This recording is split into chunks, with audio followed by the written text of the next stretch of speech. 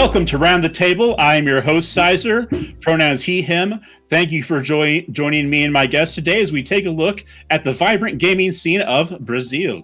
Let's get started right away by meeting the guests. If you would, please give me your name, your pronouns, and list off some of the games that you've created. We will start with Cezar Capacle. Hello, thanks for having me. My name is Cezar Capacle, pronouns he, him. I'm a Brazilian designer currently based on Madeira Island, Portugal. I've made more than 40 games, so it's kind of hard to pick one or two, but perhaps people might know me for Everspark, Push, SRD, or Against the Wind. Awesome. Thank you for being here today, Cezar. And let's popcorn it over to Gustavo Foletto. Hello, I'm Gustavo, pronouns are he, him. I'm actually a video game designer during the day and TTRPG designer the rest of the time, I guess. Just started in the TTRPG scene really. In the last couple of years, I put out a solo TTRPG called Dungeons of Galora and also a couple of mouse reader adventures as well. And yeah, more to come real soon. Cool. Thank you for being here, Gustavo. And Talia Utsch? Yeah, it's good enough. I guess people are like already tired of me on your channel. Hi, I'm Talia. We're always happy to have you here. I'm a full-time game designer on the TTRPG scene. I worked on 12 Hours, a tanker game. I worked on Good Morning Milky Way and some other materials coming out or that I can't really talk about right now. But yeah, a lot of things. Not that many games, not like Cezar, but yeah, we are doing our good work here. Cool. And your pronouns are? She, her, please. Thank Always. You. All right. So, friends, let's start off with this. What is cool about the tabletop role-playing game scene in Brazil? Ooh, what is not cool about that? Yeah, hell yeah. Who wants to start? Well, Brazil scene is kind of a mess, but it's like our mess. It's a very, as I was talking with Syzer yesterday. Before yesterday. Yesterday, yeah. Yeah. We have a very stratified scene, if I can say so. We have like very different project size tiers, I'd say. And they don't interact very much with each other, but they're like vastly different and vastly diverse on their own. Like below the mainstream D&D, Call of Cthulhu, Vampire, normal games you'd imagine. Yeah, that's true. Yeah. International games, I suppose. Yeah. You'd say, yeah. True. We have a very strong, I'd say like lean to mainstream games, of course. Mm-hmm. But yeah, the national scene is growing a lot and keeps growing a lot. It's a very interesting quirk of our scene, I'd say. I think we're in the moment where the size of Brazil really shows in our games. Like it's a huge country with very distinct regions, and I think that results in very distinct scenes as well. Like the scenes are very unique on their own, and they are clashing in very interesting ways, I think, especially on the more indie side. But at the same time, we're also kind of like walking towards the situation where we have a more established products that have like over a decade already. And that's it's kind of like a monolith of its own. And we're building all these little huts around it with other stuff and working as satellites around this and shooting around or zines every event. So that's pretty much it. Yeah, it's a very prolific scene, I would say. I think I'm probably the oldest amongst us three. I'm 43 now. I just turned 22, so yeah. I'm right in between the two of you. Cezar, not as Talia. I'm right in the middle there. Right. So I grew up playing in the 90s, and we had a very do-it-yourself approach back in Brazil. We had little resources to play, and considering like availability of games in English, also the price of importing stuff, and generally the disposable income that people had to invest on games and everything.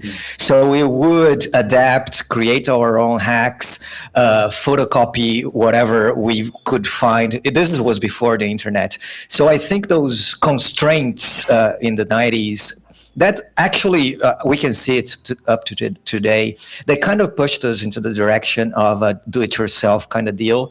And we can see that we are, there is this courage to experiment and do our things our way, because we won't be restricted by the limitations of economy, language, or any kind of those barriers, lack of even access to technology at one point. And we can see up to this time today the creativity that this breeds. Not that I'm romanticizing economic struggle in any form, but since that this is a reality, we find a way to express ourselves, whatever means necessary. And when you scan through like Facebook groups of RPG scenes, every week there is like a new Google document online of a hack of somebody creating things with images they found on Google and picking parts of systems and creating other things and running for their friends. So yeah, I agree with my friends. That's very stratified, very prolific, and they're like things that now are 20-year-old games like Tormenta, for example, that can raise millions on a crowdfunding campaign. But there's also those groups of people that are just have access to perhaps a photocopy of D&D 3.5 that is like 30 years old, and they're hacking themselves into their own things, which I think it's beautiful. Yeah. I like that. Brazil has a lot of like a scrappy culture, I'd say. We like to do our things. It's I'm from Minas. It's, I guess, the granny's backyard state of Brazil, and we have a very traditional say here. We call it jeitinho. It's like our way to do shit in any way possible. We always will find a way to do something.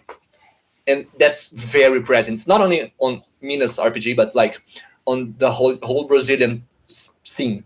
We, as Cezar said, every single day there's someone posting something new, doing something new, or like Frankensteining a whole new game from like many other materials. And as I'm sure we will get to, the recent growth of the scene made that so much more common, I'd say. Like it gave a breath of fresh air to the already, I'd say, established creators with like new gen people. Not that I can say much, but yeah, a lot of new people with not many of the traditional concepts of RPGs doing a lot of things, and that's very interesting. It's like something I really do not see anywhere else on the RPG market.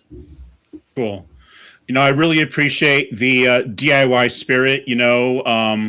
Just as an indie dev, it's something that I like to delve into myself. It would have been probably more financially doable to make like a 5e expansion or a D&D product with Skies of Fortune, but I'm like, I want to do my own thing. Whether or not it actually makes money, it probably won't. And anyway, I just really appreciate. I think that's something that I really appreciate about the Brazilian scene, as you're describing it, Talia, and the way you've all sort of done that. But let's jump back to the past a minute. Now, I don't know how well anyone can talk about this, but Talia, one of the things we were talking about was how the TTRPG scene in Brazil kind of got up to an early start, like maybe even late 70s. Yeah. So does anybody have any insights about that, like how that came about or how that has influenced the scene going forward? So I can talk a little bit about it. My dad is like a huge grognard. He plays like since forever. And he vividly recalls like his friends first hearing about RPGs and like bringing not only like manuals and such, but other materials to Brazil. So I have here like very old silver tape bound copies of like homemade AD&D, because my dad grew up exactly on this bubble, I'd say. So yeah, we started very early with not only like D&D and other foreign games coming to Brazil, mainly through like interchange students and such. But as we established, Brazilians are very scrappy. We like day one made Dagmar. We started Dragão Brasil. We like got to work, and that set the foundation to what the Brazilian scene became. Cool. Well, why don't Cezar, why don't we move on to the 90s? There was something specifically I wanted to ask about there. Because, you know, like you're an elder millennial like me. So you came up in the 90s. That I definitely remember what it was like being a teenager back then. And we had to get all of our information about games and stuff in print, right? True. That was how we communicated with that kind of thing. And we did not quite have the internet that we have today. Maybe we could play some basic online games or something, right? But go to like a text chat room. But I do know about Dragão Brasil, or pardon my pronunciation, I get all these wrong. It's a very tricky word. The nasal diphthong is impossible. So would you like to say it properly real quick? Dragão Brasil. Thank you. And that was kind of the go-to magazine for Brazilian TTRPG nerds, as I understand it. Yeah. Kind of like Dragon Magazine was in the US. Exactly. Right. That TSR would have been putting it out at the time before Wizards of the Coast eventually bought them. So what was the influence of that magazine, and just what was the culture like with just doing things through print during that period? I don't think I can state how important this magazine was, because a magazine you can afford, an imported book you can't.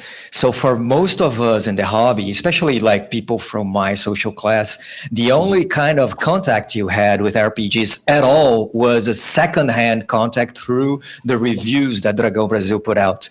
We didn't see the books themselves. Perhaps you had one friend that was better well off, and they would import one book, and then we would photocopy the hell out of this book to keep the character sheets and segments of character creation.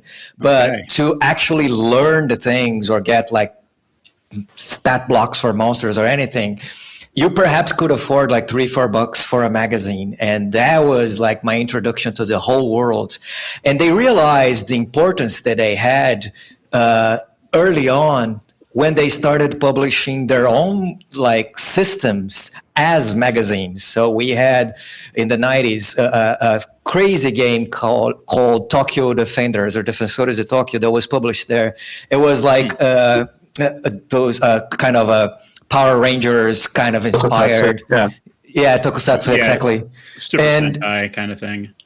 And it created it gained legs of its own, so much so that up to this point they like revised the system to create a generic setting agnostic system that is used up to this day on the scene. But there was a system that was created by Brazilians and was published as a magazine, and you could afford it for $3 and $4. So that changed a lot. Besides that, we had like a huge Vampire the Masquerade scene in the 90s in Brazil, especially through LARP. I grew up in the countryside, so it was a bit less, but in the major metropolis like São Paulo and Rio, they had like São Paulo by night and Rio by night with huge scenes of Vampire the Masquerade. So that was very big too, because we had translations of those games. And then mostly we had these AD&D second edition that came to Brazil in a box set called First Quest. That was my introduction to RPGs. It came with pre-made characters printed on carton paper and a CD that you could play it, and it would narrate bits of the dungeon delving adventure with a character saying it in first person. Nice. So that was the most immersive thing ever for us, right? So that was the introduction of a lot of people in the 90s. But again, you had to have a friend that had that. Otherwise, you would take parts of it. Or even, I had a lot of friends, including some of my group, that would like read the descriptions of games on Dragão Brasil and abstract what the rules would be and play by the imagination of what they would be, like creating their ad hoc rules and everything. I did it for a very long while. That's so real. Do-it-yourself scrappy things, man. It's like I read descriptions of games like, oh, we had like Ghostbusters RPG coming out, and then, oh wow, how would that be? And then we like take some notes and copied rules from somewhere else and just go with the flow. You know what I mean? Cool. And Now, just a little note. Cezar mentioned Defensores de Tokyo, and it's very funny that a game that started with like a very Brazilian dramatic humor thing, like Defensores always was very kitsch, I'd say, and it quickly became like the go-to engine to make scrappy shit. To the point, as Cezar mentioned, we have 3D&T nowadays. It's like a massive Kickstarter, not Kickstarter, but a crowdfunder. It got like $1.5 million reais, I guess. Yeah, more than $1 million reais, with a system that was created as a parody of Tokusatsu. Yeah, it's like a super kitschy, super like shitposty game that became like one of, if not the main Brazilian engine for games and like for this experience of, well, I'll read the description and like, try to make my own. Yeah. Defensores de Tokyo and later 3D&T became that. Yeah. Cool. All right. I wanna kind of kick it over to Gustavo. I mean, you're a little younger, right? Are you in? I'm gonna guess late 20s. Is that right? No, I'm 33 at the moment. 34 next month. I'm very bad at this, apparently. Okay. But you're a little younger than us. So take us up to the present. What have the last couple decades been like for the TTRPG scene in Brazil? Yeah. At the start, I can totally vouch for what Cezar was describing regarding like getting these magazines and kind of just like reverse engineer what the game would be like. I really couldn't afford any playbooks at the time, and what Dragão Brasil did at the time was also like publish along with the magazine. You'd get like a free fast play of a system sometimes. I think they did that with Defensores de Tokyo, and that's kind of like the only playbook that I had for quite a while. And in the early 2000s, we also started getting a lot of forums, online forums, like I think I can't remember the names right now, RPG Brazil and stuff like that. These are online forums like to play by post or just to sell materials or just discuss about the system. And that's kind of like how I managed to stay in touch with whatever was happening in the rest of the country, because otherwise I was just in my neighborhood and we're just trying to piece together these games. I think this is a very good portrait of what it was like to play, because you really wanted to play. You wanted to play so bad you kind of just made up whatever RPG actually meant to you. You kind of just came up with an answer on the fly and with your group. So I think it's kind of akin to what I imagine it was like in the 70s, where it was just like chainmail being sent around, and whatever it kind of ended up with, people just kind of had to figure out what the manual meant and come up with it, like what exactly does this rule actually means, and so on. And I think decades later, we didn't get as many systems that are from Brazil that got so much highlight as Tormenta and Defensores de Tokyo until more recently. And I guess it's more or less about the time that G+ boom was around, and OSR started kicking really hard, because that is very similar. Like what happened to OSR and Google+. I think it's quite similar to the spirit that was already happening in Brazil for over a decade. And I think people rediscovered that will to kind of like make up their understanding of what RPG was. And yeah, plus Twitter and everything that came at the time, I think a stronger community kind of connected. And we started getting smaller publishers that were willing to bring other games and even publish games from here. I lost count of the authors that we have. We actually have one or two websites that kind of try to keep tabs of what has been published in Brazil and what's by Brazilian authors. I don't have these websites in front of me, but they're super useful to kind of try to get understanding of the landscape. But it's easy to just stumble upon like dozens of designers in any cons, really. So it's, again, very prolific scene at the moment. And it could be, maybe we'll look back and it could be considered like some sort of a golden or silver age for design in Brazil.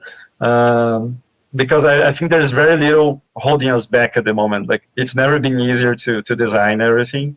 And I think the will has always been there. Like, people always wanted to be a designer and an author, and now the means are a little closer to them, like with crowdfunding and you know,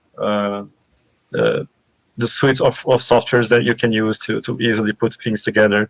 So yeah, it's kind of like you can't be offline for more than a couple of days or you'll miss something big, you know. Like, there's always things coming up online, and it's a very active scene. So yeah, I'm online 24/7 because of it. So thanks everybody for doing that, I guess.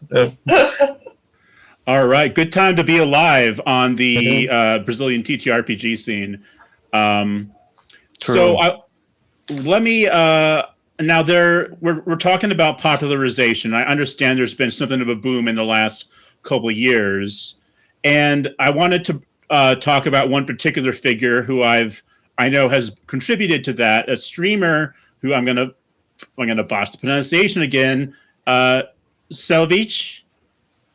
Not bad at all. Yeah. Okay. Got it. For English speakers, it looks like Cellbit, Cellbit. Okay. I'm told that he is some sort of like the Brazilian Matt Mercer in a way, right? Like, you know, sort of has been an influencer for D&D in the same way that Critical Role has. So, like, what effect has he and other big streamers had on your scene over there? Wow. Like, all the effects. Yeah. Like, as the guys were saying, Brazil always interacted with RPGs, always had that very online culture. Like, Tagma, one of our biggest game systems, was very quickly ported to like forums, and like a few years became open sourced. So like we always had that will to publish things online. And with the advent of the pandemic, a lot of big streamers, like game streamers and other types of content creators outside of like tangential to RPGs, started making their own shows. And that's where Selbich and all others came. So yeah, I will leave the guys a lot of breathing room too, but like all the effects you can imagine, they exponentially grow the scene. They injected a lot of new ideas, new people, new faces into the community. And as much as the big guys aren't necessarily involved with like game design or overall systems, their impact is like unmeasurable. As a youngin, as one of the people who like, I saw my classmates getting into RPGs because of those live streams, and I always was the weird kid who ran games. So it was very interesting to be like the dork quickly ascending to, yo, I know what I'm doing. And yeah, that's like a lot of the experience, but not the whole of it.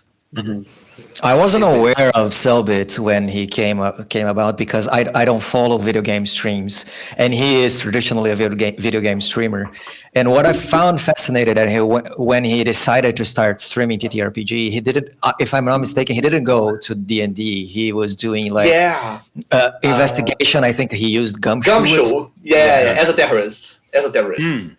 Yeah, and then he ended up crowdfunding his own system. So it was introduced to a younger audience. Yep. That's a quirk of, but like a very important quirk of the situation. Ording wasn't crowdfunded. he was like wasn't. so big. They just published it. Right. It was like massive to this point. The people wanted so bad to have the book that they like scrapped a manual in like 6 months, opened pre-orders, and that's like sold out everything Jumbo had. Yeah. And it was massive. It was like the whole name of the game is what? Ordem Paranormal, Paranormal Order. Yeah, so investigating the supernatural pretty much. Yeah. And it was like this guy, he would amass like 30, 40,000 people live on streams for like a regular play day. And we would see like in the Facebook groups of the major Facebook groups of RPG in Brazil being flooded by younger people saying, hey, I've learned about TTRPGs, watching Ordem Paranormal, and I want to be introduced to this game. And as you would expect at any online forum, the comments were varied. People gatekeeping the hell out of these people, saying, "Oh, this is not a real game. This is not the way you start. And if you want, you have to read those books and everything." And other people in the middle of the noise, recognizing that this was a massive opportunity for a hobby to be expanded to a new generation and trying to be welcoming. But I've seen everything during this period where he was streaming his first campaign, that this influx of newcomers to these groups was like daily. I've seen it all. I've seen people like trying to get into RPGs and giving up in 2 days because they were shunned by grognards of all sorts that were trying to say, this is not the way. And but other people being welcomed, I know, right? And starting their own groups because of that. So when Talia says that we had all kinds of effects, that was all kinds, the positive ones, the negative ones, but it was a major shift. And I felt so old because I said, well, okay, I don't know this person, I don't know this system, what's going on? And then I went after it.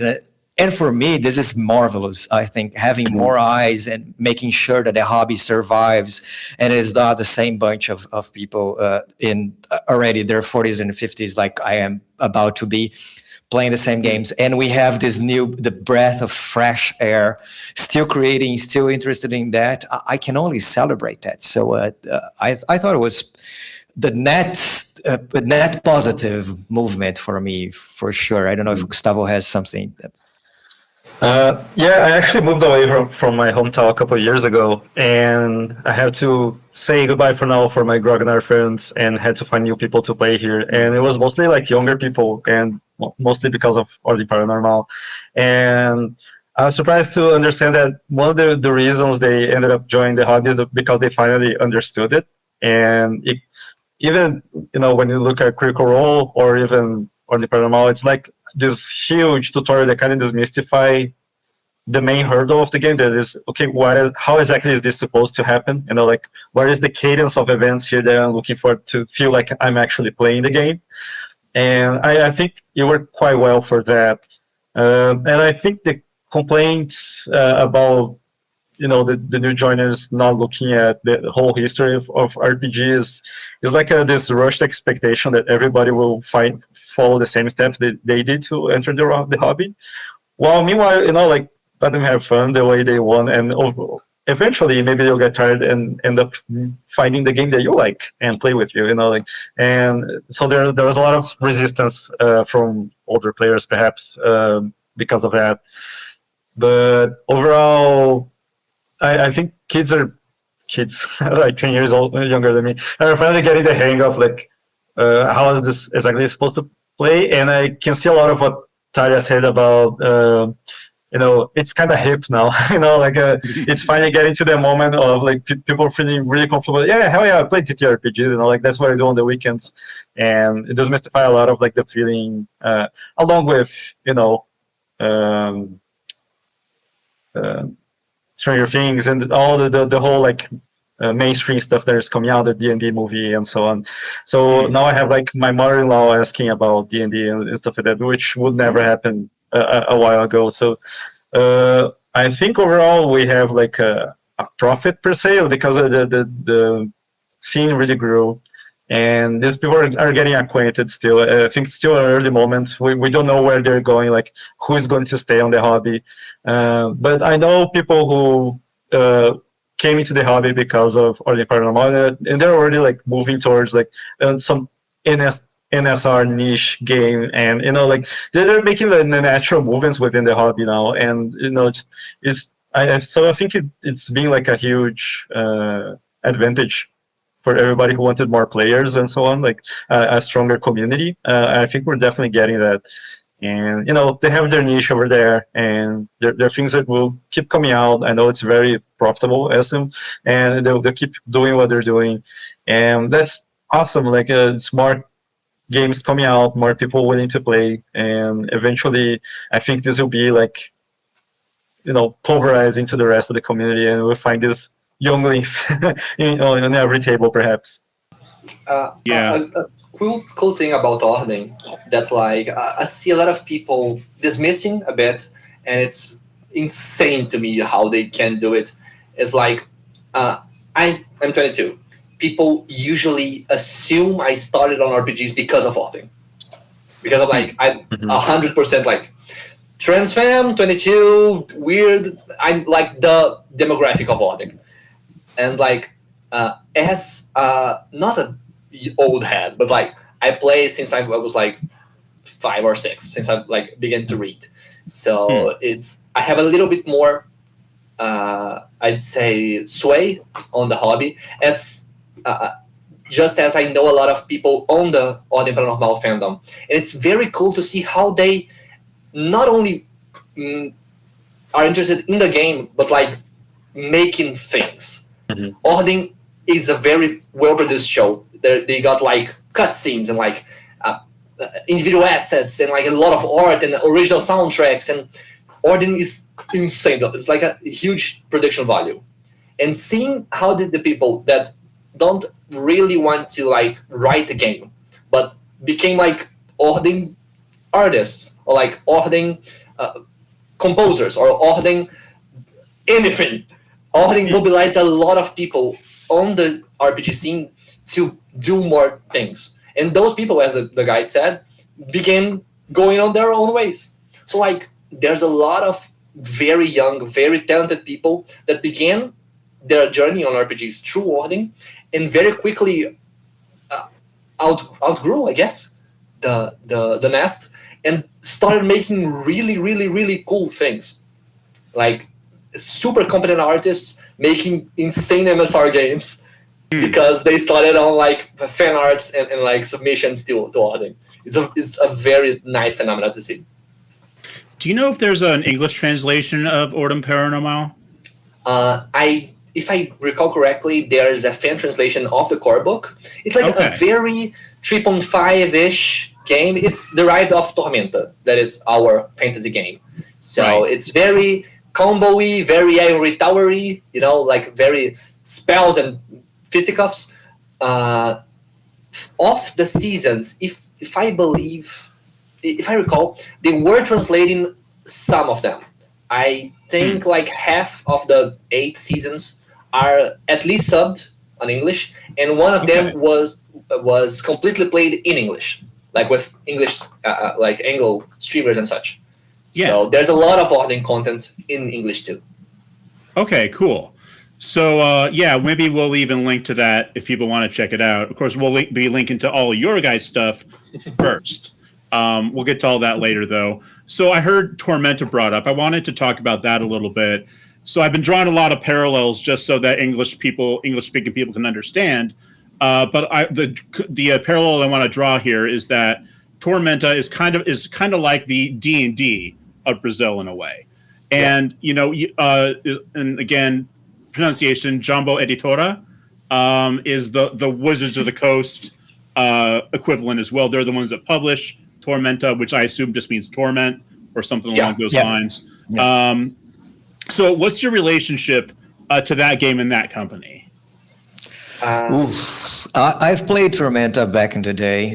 As I said, they released a 20-year anniversary edition, and it's already 5 years. So I think they have a quarter of a century of history, and it is a D20 fantasy system, so very much based on the skeleton of D&D. I think 3.5, a bit of Pathfinder, and their own thing, and it's the epitome of kitchen sink fantasy with everything within and all the kinds of crazy species and ancestries there is, or there was. I don't know if that's true today. Perhaps the other folk can contribute to that. There was a very strong assimilation to at least the aesthetics of anime mixed in with the art and even the style of the highest fantasy imaginable, right? You're fighting gods and planets. It's very high fantasy. So I played it for a bit, but this was already when I was starting to get tired of the idiosyncrasies of D&D and D20 fantasies in general,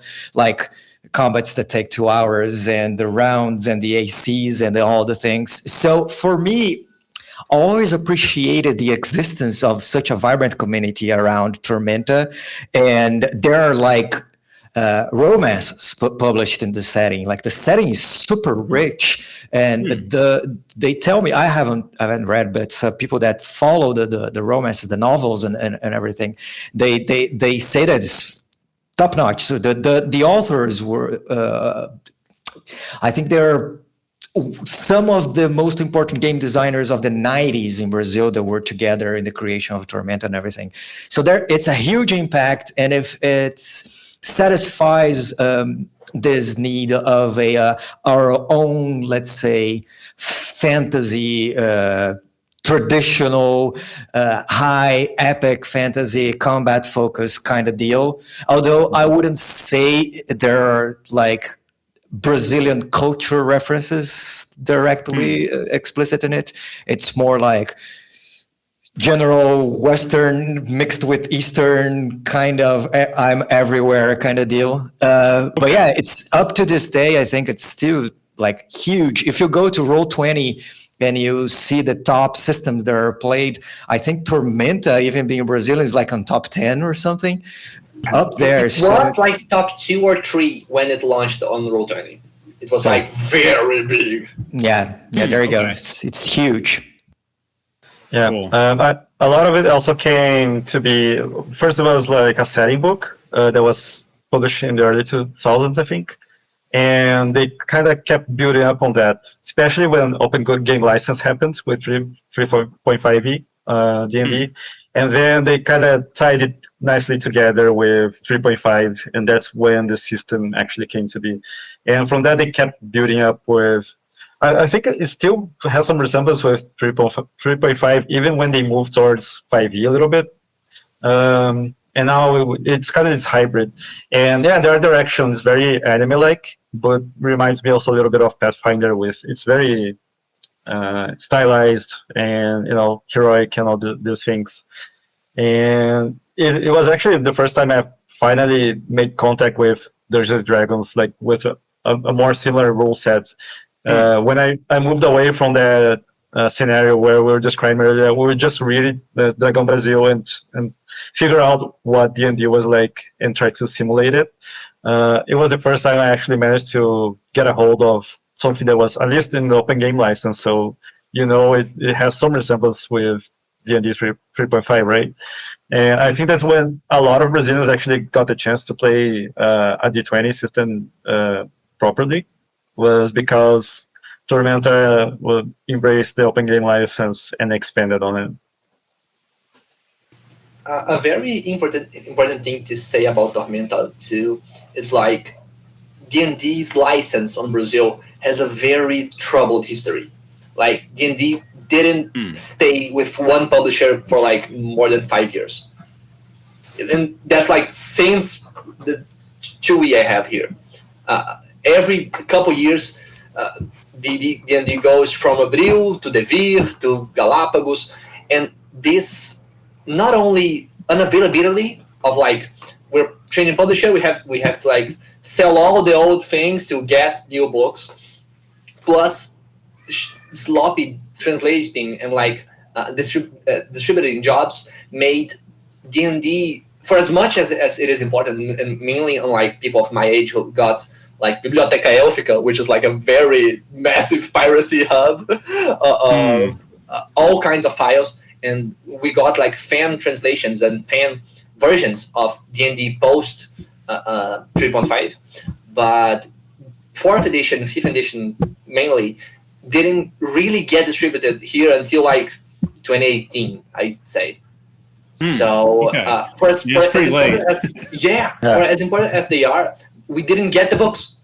And Tormenta and Jumbo and all other games like that got on that spot, as we didn't have nothing more like than the idea of D&D set on the scene. We needed some game to play in place of it, and that was Tormenta. And especially because those traditional games rely much more on published modules and settings.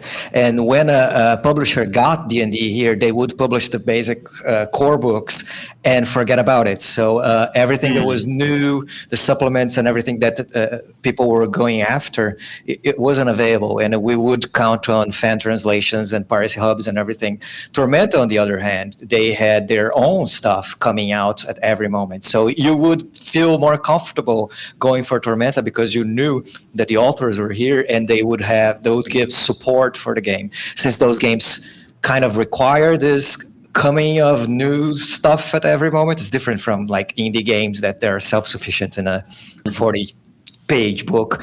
Those require more on this kind of deal. So Tormenta filled this hole quite nicely with constant releases throughout the decades. And as we said earlier, like having a magazine like Dragon Brasil, getting you new monsters, new adventures, new maps, new everything every week was like super vital to getting this culture forward. We didn't. I know, like Matt on my RPG career, a lot of people that felt that they didn't need to play D&D or any other game because they had a lot of Tormenta content, and that's like a huge chunk of the fantasy gamers out here.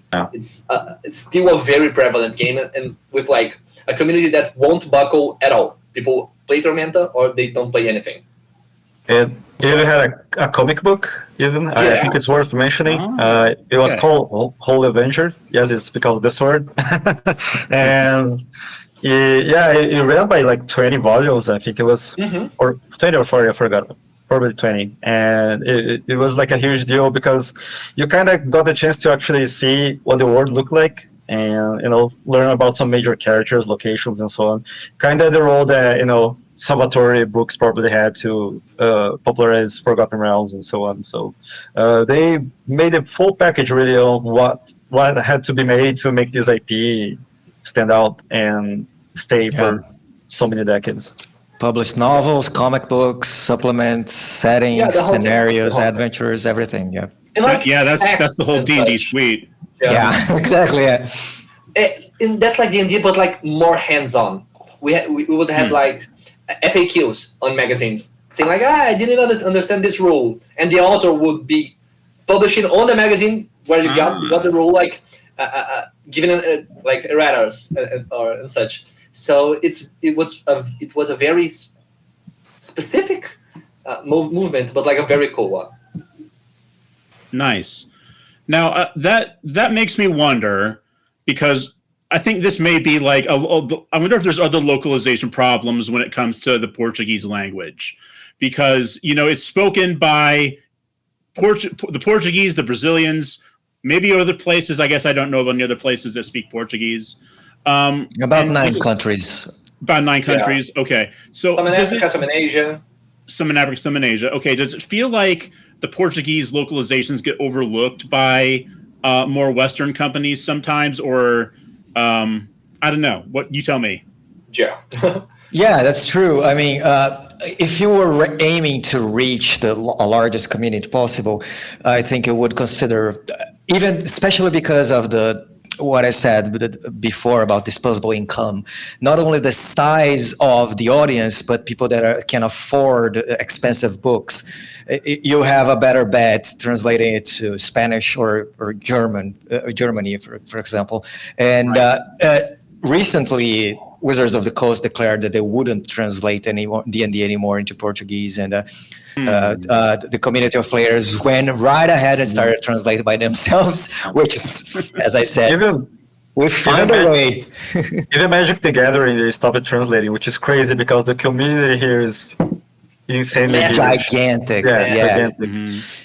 So yeah, it is a bit overlooked. Although we have had more recently, I think, on the early 2000s, 2010s, and now some publishers in Brazil that are dedicated on getting like the darlings of foreign releases like Dragonbane. We get some Dark Eye, even the German RPG. We got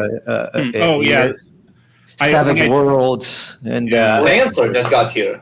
Lancer, yeah. So it's been changing, especially because the popularization of crowdfunding. Although we had different kinds of experiences with publishers here that crowdfunded and kind of disappeared, but the ones that made a name for themselves, that they actually deliver what they promised, they can count on. If a game get well known in the American Anglo-speaking world, they can make a deal, crowdfund it, and we'll find at least a niche of people that, even though perhaps will not play it forever, would like to have the books, which we know it's a different hobby altogether. Collecting RPG books and playing are two separate things. But yeah,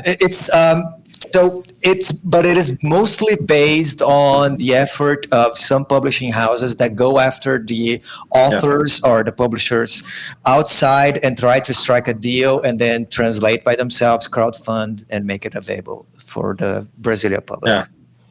Yeah, this is how we're getting like a lot of games that I guess they had a strong release a couple of years ago in the US and other places like Pareborg and so on. And it's finally getting here because of this movement.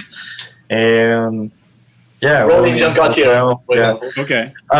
But it's still it's not a very consolidated business model, I guess. So far, like it's a lot of trial and error.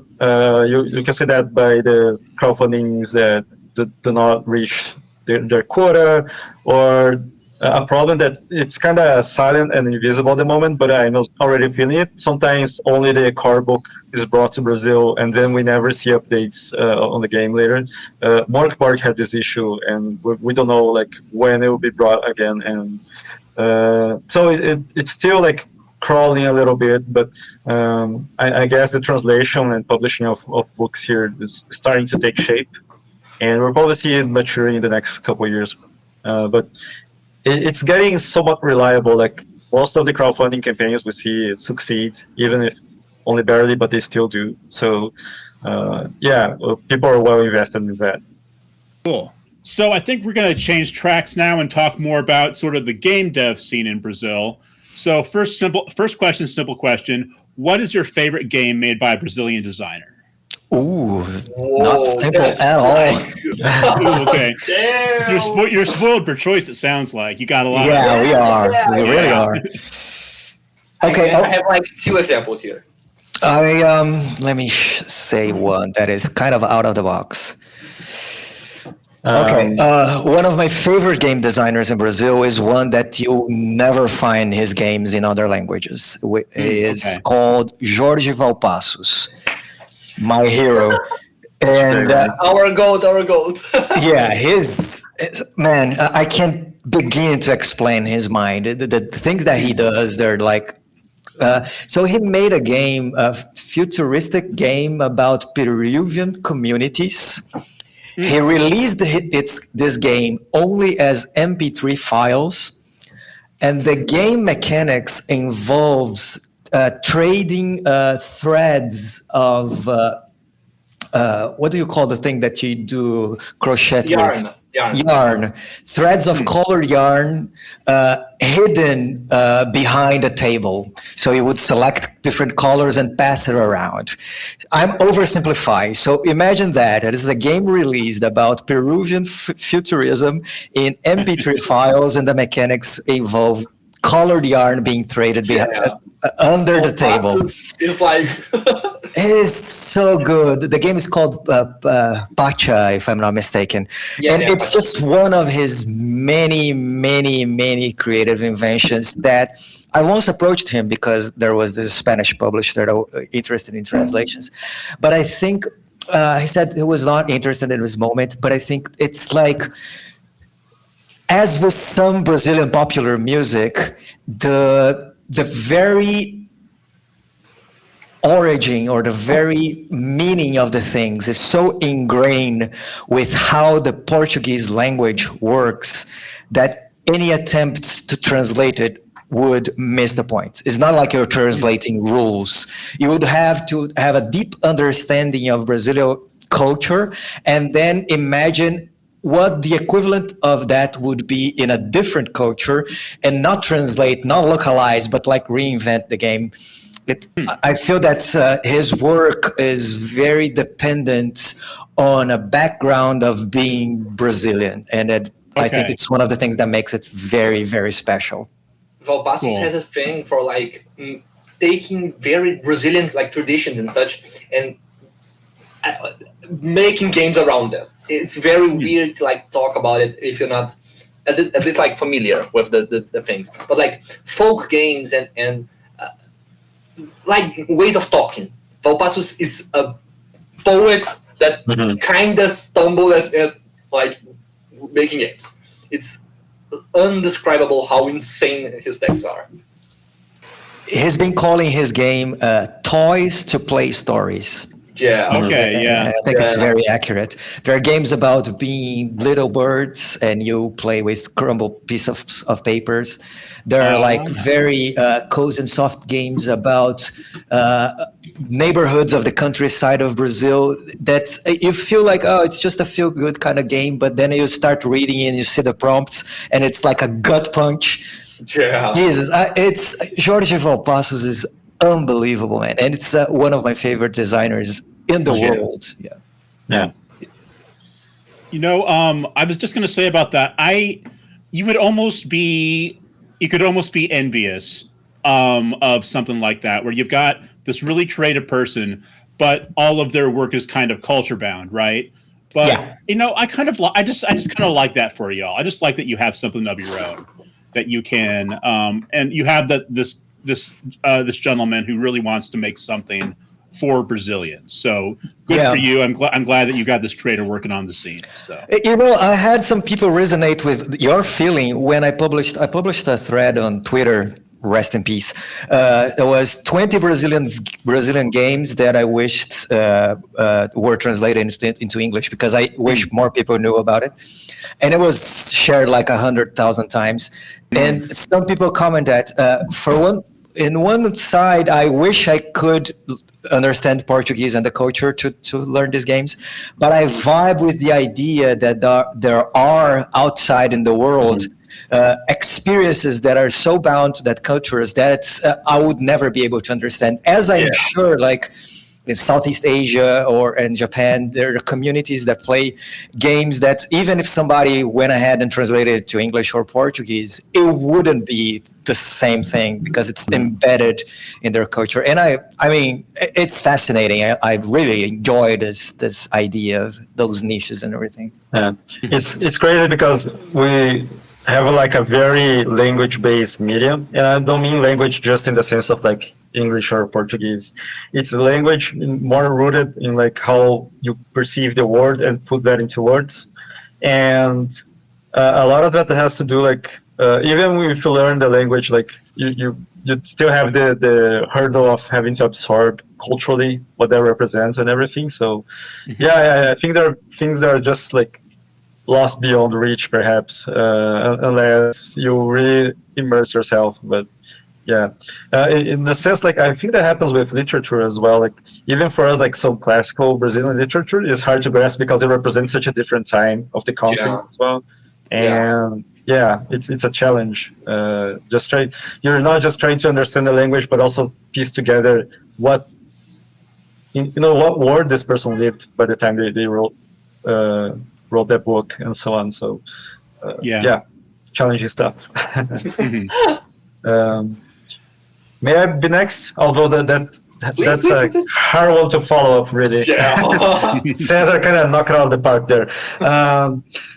So I'll be more practical because this is something I think people actually can access, and I'm such like a NSR guy. I have to point out to NSR direction. I'll talk a little bit about Forgotten Ballad, which here is called Melodia Perdida. There you go. Talia will pull the book for us. I don't have Melodia Perdida. I have Oh shoot. It's Okay. like the brother game of Melodia Perdida. Yeah. Okay. It's like the edgy brother. Yeah, so Forgotten Ballad is actually this NSR game that's very rooted in the sense of like a Zelda game, pretty much, translated into TTRPG. But it's so accessible. It even has this section in the book that how you can approach the game for kids, how you can adapt it for kids. It's so kid friendly. It's crazy. And since Mosrir is one of my favorite games, and I play that a lot, especially like to introduce kids to the hobby and everything. Melodia Perdida goes so well like to introduce new people into the game, especially if they're kind of familiar with the Zelda vibe. I'm not even like a huge Zelda fan. Like I enjoy Zelda as much as the next guy, but I'm not. I know people who are really into Zelda, and I'm aware I'm not one of them. But I still vibe with the game because it has this kind of like, it doesn't take itself too seriously. It has this nostalgic / like childhood feeling to it. The illustrations are top notch. It's like just lovely, cute stuff. Layout is And also fantastic. Layout is Yeah. fantastic as well. Game is And gorgeous. I can imagine myself like maybe 20, 15 years ago, if that fell on my lap, I had this book and I got the chance to kind of like peruse it. I can imagine myself like writing dozens of adventures because of how simple the rules are and so evocative. And you can kind of like come up with this word or, story just based on the 40-ish pages that it has. Yeah. It's kind of amazing. Written by Felipe da Silva, by the way. I was forgetting the author's name, but yeah, there you go. A note on Melodia Perdida is that like more than Zelda, it's very Ocarina of Time like. It's very like Child Wonder, very musical, very. The vibe I had reading Melodia Perdida was something like cozy mythic Bashland, like a very wondrous, very fantastical experience, but you know where you're going. You know where this adventure will take you. It's a very familiar place, but absolutely like whimsical and such. It's amazing. Melodia is awesome. Cool. So Talia, on that. Go ahead. Sorry, just plugging in that you can probably find a fast play in English. It's called Forgotten Ballad. There you go. Yeah. Okay. Cool. And Talia, did you want to go with George too, or did you have somebody else? I'd like to. George is amazing, but Cool. Cezar is very story gamer. It's very story gamey, I'd say. I'm more of weird ideas, weird execution things. And as Gustavo went with NSR guys, I will go with my weird friends. So I like to plug Almanac do Clube. Don't know if you guys know it. But Oh yeah, Campfire student. yeah, Campfire. Okay. Oh yeah, Caio Romero, I love him. Caio Romero and Raul Rinaldi. Yeah, they're There are like fantastic. two guys that sustain. It's not a Kickstarter, a crowdfunder, but like a subscription-based model. Like a plug- Patreon, right? Like a Patreon, yeah. Like they have a Patreon where they every month or every 2 or 3 months, depending on the schedule, publish a new small game. So like both of these volumes are like collections of a year of their work on Patreon. And the games are, first of all, Caio is such a witty writer, and Raul is such a witty artist, I'd say. Their work collaborates so much because you have a very I don't want to like bash him, but like a very dumb text with very very dumb art, and that's so awesome. So like this game, they're all like handwritten, hand illustrated. This one's about like a dung beetle, and you're a dung beetle rolling dung balls, drawing cards, writing prompts. All the games on here are like this. They have like a small skirmish RPG satirizing like MOBAs and such. They have a one where you fill out prompts while washing your dishes. So it's a very mishmashy thing, very diverse bunch of ideas that, as much as I am more of a tactical writer, of a more crunchy gamer, I tend to go back to those 2 volumes and like, yeah, they had something cool there. How can I like not only port this, but be super inspired by how they do things?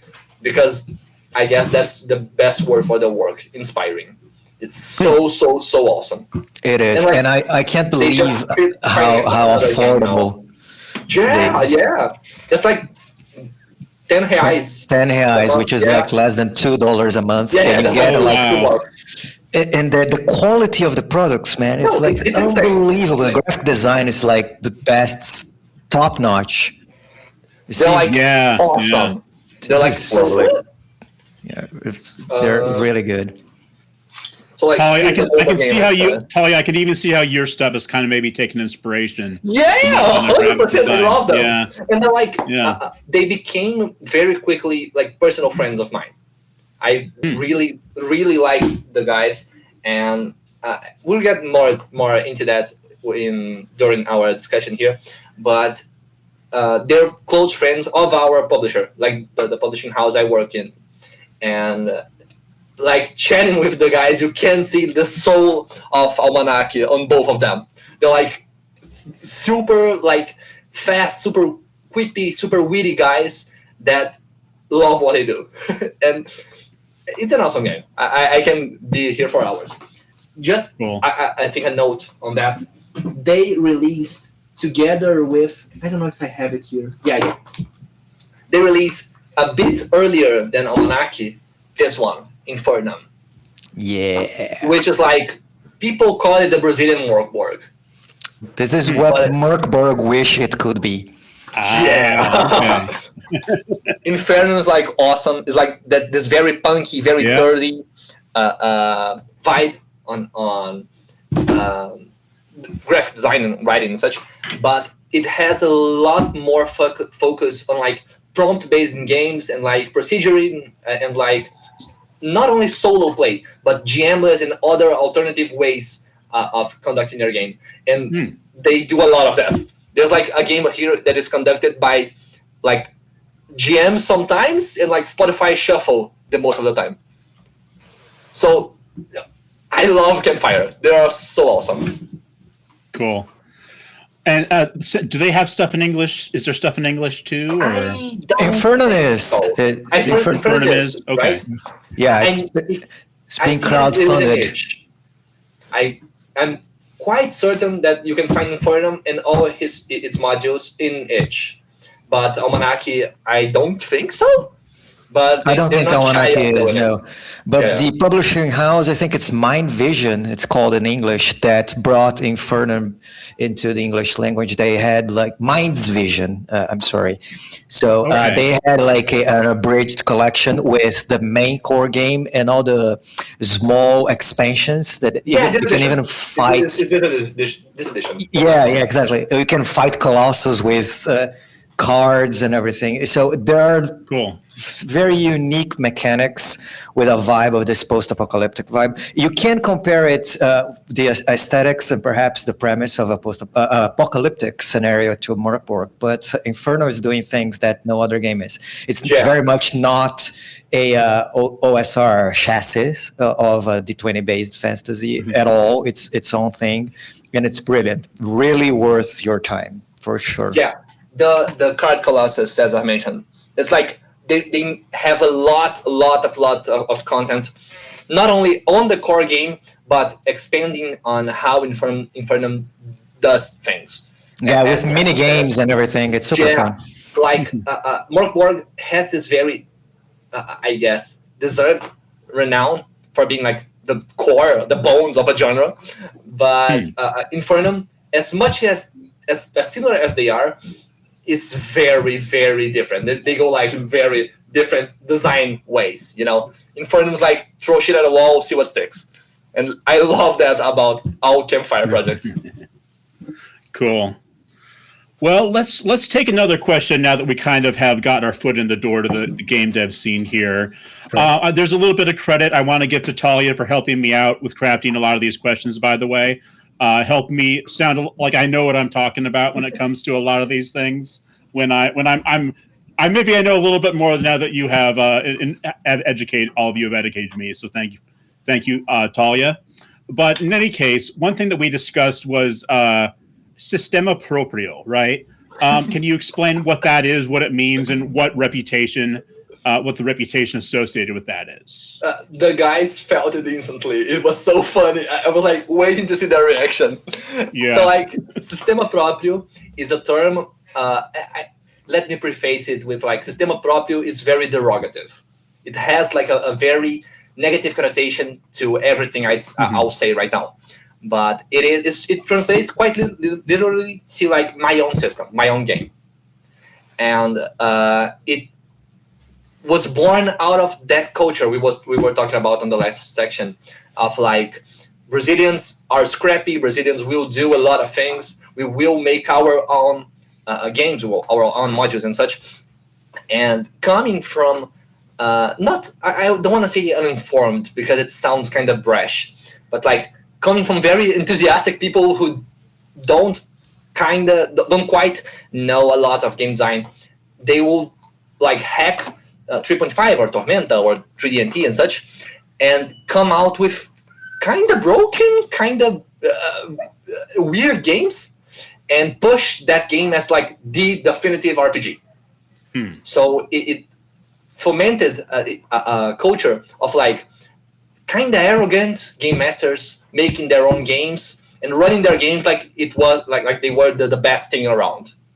Okay. And that, unlike the early 2000s to up until now, carried a reputation as Sistema Proprio, as like the guy coming to the table and saying like, we're gonna play my system, you know?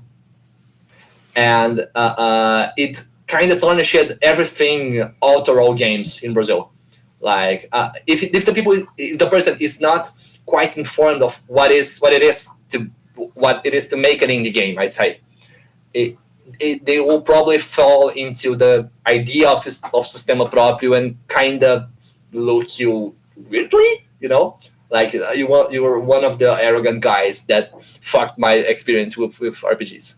Like, yeah, the traditional horror story of Brazilian RPG is dumbass master with shit own game, and yeah, you can find like many people nowadays that stopped playing and like came back because of salvage and because of all other influences, and they stopped because I played a game with a GM that had his own system and it was awful. It was like not cool, and it took me away from RPGs. But yeah, guys, please. Yeah, I think context given, please. The second most popular system after D&D is I want to fix D&D. And that is pretty much what the nature of much of those experiments were. Like, you had perhaps one experience with a game and you found things that you didn't like and you tried to do it your own way. In a way, that's how I started. I think it's how most game designers started. But I think this is ingrained in a larger discussion about the role of a game master in RPGs and how it is portrayed in traditional RPGs and the kind of demographic that is usually attract to this position of power. So it goes beyond this inexperience of game design and more willing to do things my way and subject my players to my will as I am the god.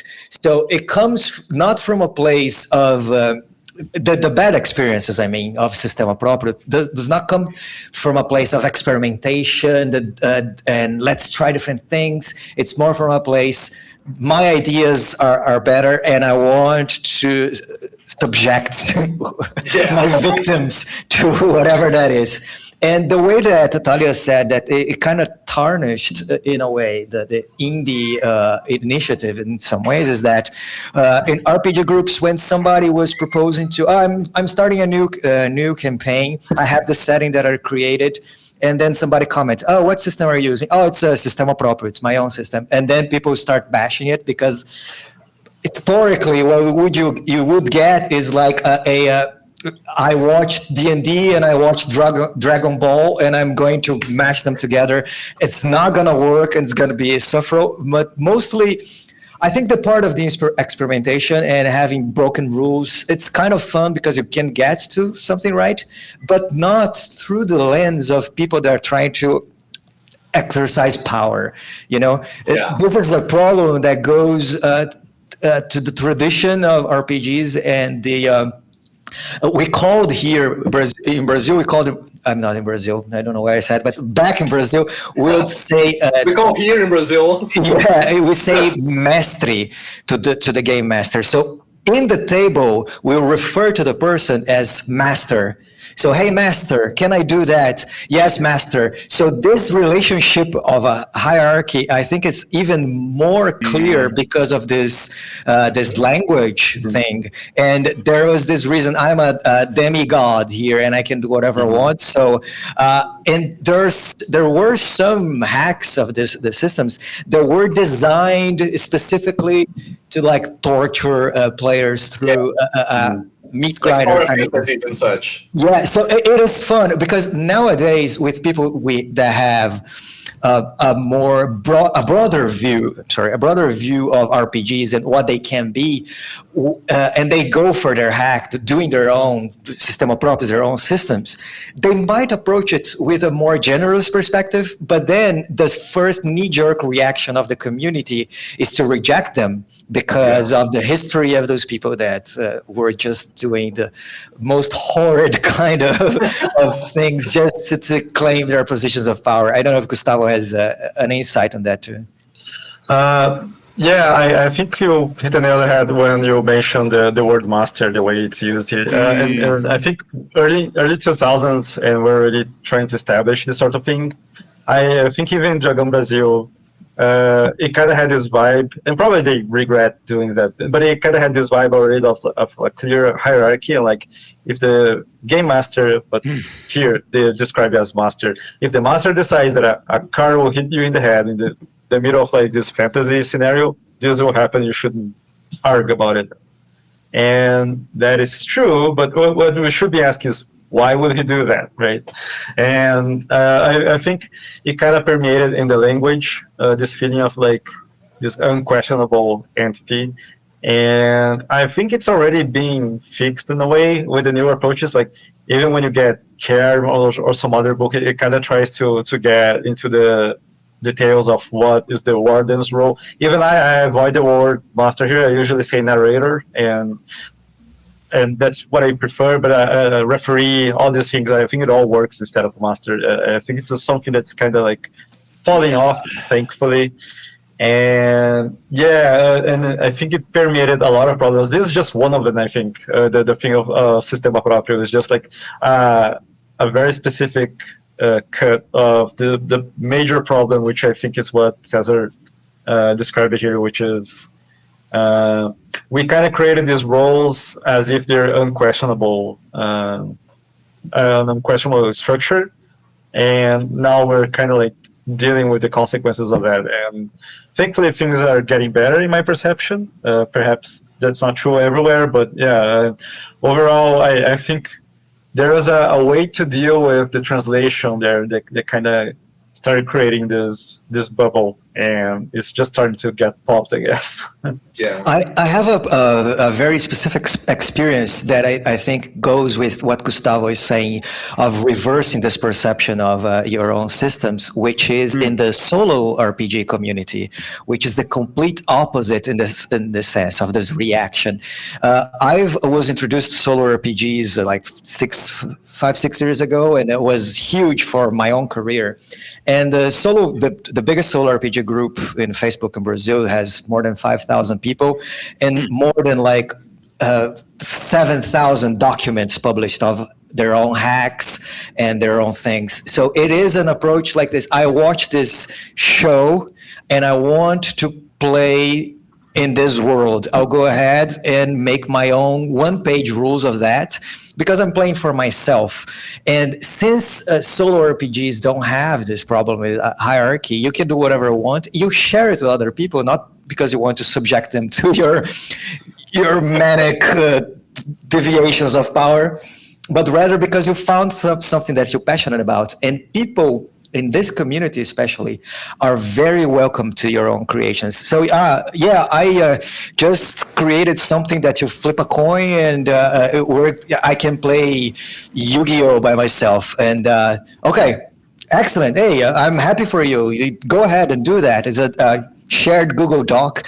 So it's the barrier for entry for game design. And I saw from this community, people going from doing this one-page hacks of things to actually getting their books published because they found a community that didn't have this heritage of perception of sistema proprio, because I think there's a different approach in terms of hierarchy, of authority, and it is felt that as in community they would be more welcome to their experimentations. There are a lot of things that are broken, but at least you're not making anyone suffer because of that, because it's a solo RPG. And then you fix it and you get feedback from people that try to play it, and then so I think we are seeing when I think the community and the modes of play are more flexible, we're seeing a reversal, and perhaps not in the large scale of things. I think if you go to the major RPG Brazil community in Facebook, Sistema Próprio still is a stigma, but in those niches, there is a renaissance of this feeling of, you can experiment, but in a sense that these people are doing it from a creative passion, not I saw something and I know better, like Talia said, my way is the best way to do it, and now I fixed D&D and this is the best game ever. It's just like, I watched an anime and I want to do a one-page version of it and play it by myself, so here you go if you want to play it too.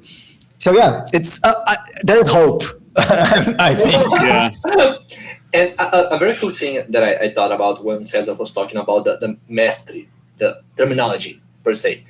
In Brazil, we don't have that much, I'd say, flexibility to like make acronyms and such. We don't have like an equivalent like DM or GM and such.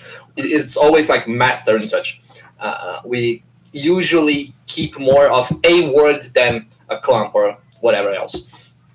And it's very funny to see how not only there are, of course, I guess, loyalist cultures to that. So, like, I worked with a guy that played a lot of 5e, and for him, it was Dungeon Master in English, you know? But at the same time, I'm observing in, like, younger communities, mainly, how we're getting a very literal, like, delayed blowback of a lot of D&D-ish DMing cultures that happened in like 2016, 2017 on Reddit forums and such on Brazil because of our nature because of the nature of this new generation. So like we have our own Mercer problem with like its own quirks, with its own characteristics, on the way that like some people advocate very, very, very hardly for master because that's what they see on the show. Because that's what they see. Okay. Like, they love the hierarchy as the master is the guy who made all the puzzles. He's the guy that is smarter than everyone else. He's the guy that woven this very massive horror drama as Ordem Paranormal is. And that kind of reflects on how the new gen sees the role. So as much as Cezar was talking about, like this deconstruction of roles and such, it's very weird to see how traditional phenomena, traditional behaviors kind of remolded themselves on this new generation, mainly because of the, I guess, I'd say, like, format it was presented to, like RPG show and such. Cool. Well, when we're talking about a lot of the things that specifically Cezar mentioned, to me, one of my guilty pleasures is watching channels like Crispy's Tavern and Crit Crab, who do like RPG horror stories, right? And it seems like what you're describing is basically that. Yeah. You've got the GM with the head swelled to the size of a small moon and just doing all that. And it's really a shame that came back on the indie scene. So I'm glad that it seems like that stigma is maybe going away now. Yeah, it's a very niche thing. It's not a universal, of course, but it's fun to see how those things that we as game designers see as kind of outdated and kind of very grognardy, coming up with people that never played D&D, never touched any old game, but still follow these same behaviors because of the conditions they were subjected to. So yeah, it's a very not uniform, not homogeneous around the whole scene, but yeah, very, very present. Cool. All right, let's grab another question here. What are some design trends that you've noticed in the Brazilian TTRPG space? Whether that's with genre, with system, any other ways that you've seen people building on each other's work in your scene. The guys have something to say because I already have exactly a point. I have a lot, but go ahead, Talia. I'll think about while you answer. Great. So Brazil, as Cezar mentioned, we have a lot of Facebook culture. It's weird, for me at least, it's more of a late Zoomer to millennial thing. But the new gen, as I keep saying, it's very, very, very deeply rooted on Twitter, on Reddit, and on Discord. I'm the admin of a not big, but somewhat notable RPG forum here on our Discord, and we are the only one, if not the only one, who openly talks about game design, because all other forums kind of got a bad rap about the subject to the point that they don't want to touch it at all. And most of that came from subreddits, mainly RPG Design BR. That is the main game design hub on Reddit, on Portuguese Reddit, that is. And there, man, I can bet my whole life on it. The first game you read will be a dark fantasy, Dark Souls-y, very lethal, very paranormal, very, whoa, there's ghosts but swords and some berserk, massive things and some weird themes. I see a lot of people, I don't want to say necessarily inspired by Orden, but coming from that more edgy vibe, trying to fit themselves on whatever is already dominant, I'd say, on RPGs. That is that whole fantasy thing, and this results on every single week someone sends me, or I find it on Reddit, a new game with these exact characteristics. So there's undead, there's a very huge relevance to rituals and paranormal sides and esoteric interactions, but always on that very tropey aesthetic of knights in dirty armor and rusty chainmail and shitty swords. That's the I guess the skin of tropey indie RPGs nowadays in Brazil. But that as much of that is, you'll find a lot of, I'd say, miscellaneous things. We have a lot of tropes, we have a lot of very established things, but the other 50% is random bullshit. You will not find a samey game on the other side, But okay, guys, please. Yeah, I think I got something. If Cezar is okay with it. So what I have is more about formatting, and I feel like formatting is a huge thing of how you design overall. I'd say in the last events that the cons that I attended, what we got was a lot of A5s, staple bound zines, and They are everywhere. We get like a few dozens of them every year, and it's awesome. And also I give you a charge, like that's how I like to approach as well. Because when I started designing, I had this concern of like, well, I have to make like a proper book with a proper spine, because our contact with tabletop RPG from the last decade or so was like these big books like from D&D and so on. So we had this expectation like, well, if I'm going to design a TTRPG, I have to deliver something pretty big if I want to distribute around. And we started getting these A5 zines, and it's been awesome how like it's flowing ideas everywhere. Everybody can kind of do that in their house if they want to. Of course, some people bring them to like print shops and so on. And that democratizes it a bit. Yeah, democratizes it totally. And it's been kind of interesting to see how the format is being pushed towards the design is being a little dictated by the format as well. So you can see more often like books that are under 40 pages and designs that, big fonts on A5 page and so on.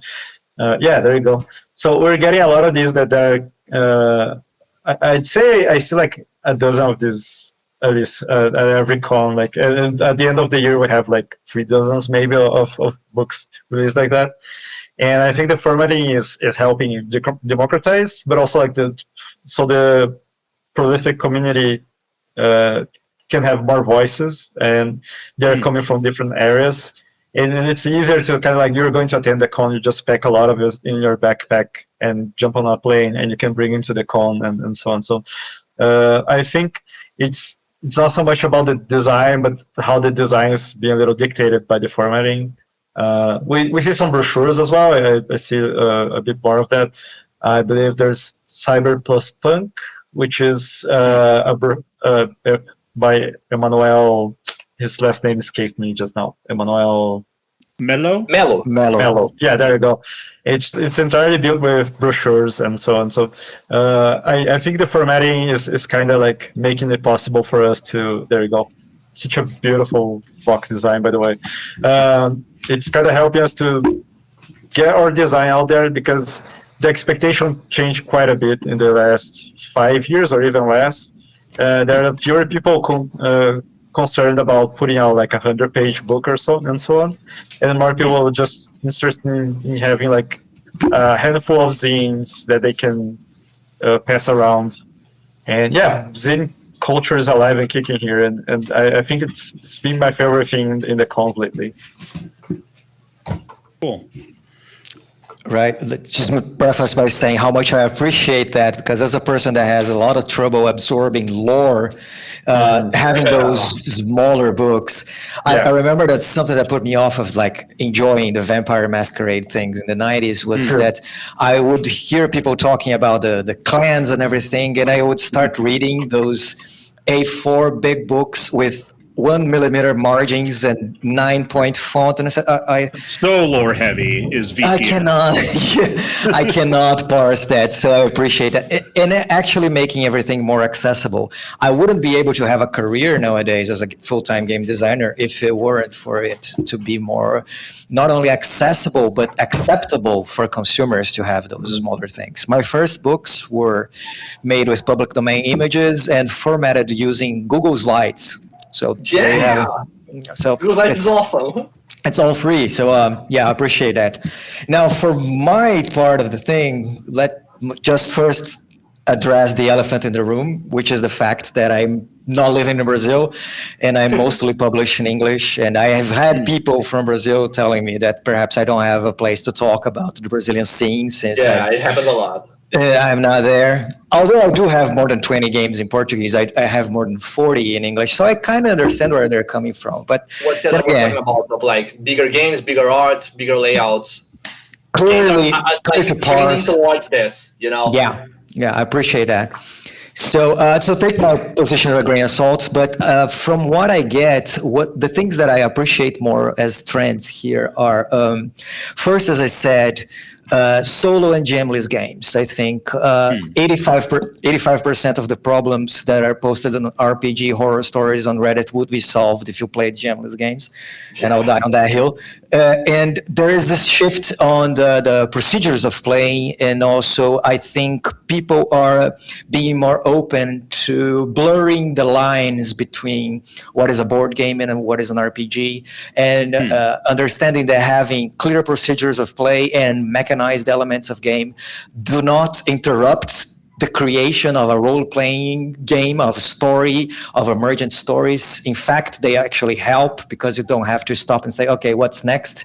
You have a clear step-by-step thing. And if we go way back and look at storytelling instructions for screenwriters, for example, those structures are very helpful. And if you read or watch a very good movie, they are relying on those plot points and structures, but they're invisible, but they're in the back helping you tell that story. So I think we are seeing more procedures of play, less of a thing that diminishes the role-playing aspect of RPGs and more as a thing that actually can benefit that. And I can see that in Brazil and the scene in the world as well. And one thing that I'm excited about too is the revisiting Brazilian culture in RPGs through a more modern lens. Because I grew up in the 90s and the early attempts of having Brazilian settings were steaming with prejudice, racism, and all sorts of things that, although there is some effort to try and capture some of the idiosyncrasies of Brazilian culture that we're trying to do. Nowadays, they have a different approach, a more modern approach, a more sensible and let's say reasonable approach to those things. Yeah. So we have games. Brazil is a country that owes a lot to Africa in terms of culture. Our music, our food, our religion, our practices, our smile, our dances, the way that we're perceived as a welcoming culture relies mostly on what we had from African culture. Not as much as indigenous culture, because the Portuguese slaughtered everyone before we had the chance to live and integrate those as much.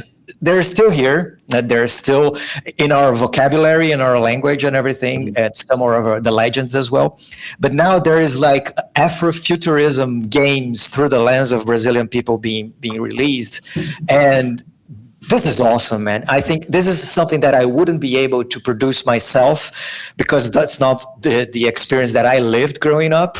But yeah, I'm so happy to see games like Mojobá and what is the other one that's Fullmetal Cria also. Yeah, Fullmetal Cria. There is the Dançarinos da Lua, which is a game that the dice play capoeira. It's like there's this capoeira circle and you have to knock the dice out of it. Fantastic. So I'm envying your collection, Talia. I have to say that.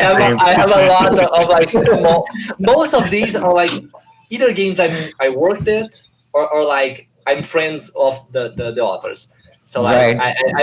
I try to get a lot of them. I'm happy for I'm glad you have it. Small games than anything else. Yeah. And as Cezar was saying, we have a lot of I guess a basic, not a basic, but have a very dark foundation on Brazilian-esque settings. One of the first games that was made in Brazil is called Desafio dos Bandeirantes. And Bandeirante is like conquistadors, like the Spanish guys that killed everyone on Mesoamerica. They're quite, not exactly the same, but very similar people. They went into deep Brazil, deep 1500s Brazil, killed a lot of people, came back with maps. So coming to a new generation of people making legitimately Brazilian games, making things like Quilombo Zero. It's a game about urban hackers on a favela, a super cyberpunk favela, doing shit for the people.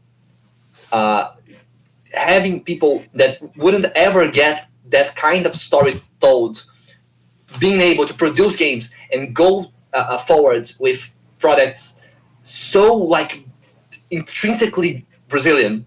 It's so beautiful. I have, as Cezar said, a lot of smaller projects here, and it gives me a lot of pride as an author here. Yeah.